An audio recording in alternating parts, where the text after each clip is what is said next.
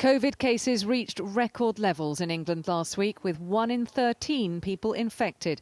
But from today, the advice, if you're ill, is no longer you should isolate. Instead, you should try to stay at home. And tests will have to be bought. Infection rates are highest in the southwest. 1 in 11 have the virus here. In Bristol today, there were mixed views. At some point, we've got to learn to live with COVID, haven't we? It's been 2 years. It's been hard going. If people have got the right common sense, then, they'll know what to do. And I think most people, if they're ill, they'll stay at home. But still got to be careful, I think. I keep my distance and that. So I think that the government is just shying away from taking responsibility, from doing what they need to do.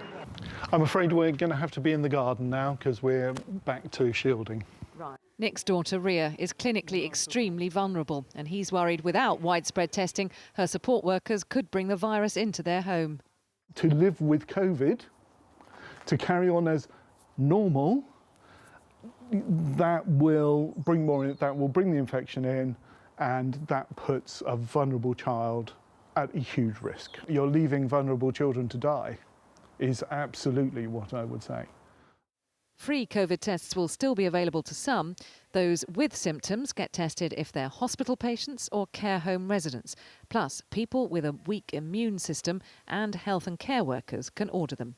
Those without symptoms will get them free if they are social care workers or NHS staff who deal directly with patients. Care homes with a COVID outbreak can get them, but care home visitors can't. I'm sure it was not foreseen that we would be seeing quite such a big rise in numbers of cases when the decision to withdraw free availability of tests was made. And certainly the ability to test and then to avoid making contact with other people when you know that you're infectious is a very, very effective way of reducing spread of the virus. Few countries have used tests as widely or spent so much public money on them as we have. Now, in England, it is up to individuals to judge the risk they pose to others and what to do about it. Catherine Jones, 5 News, Bristol.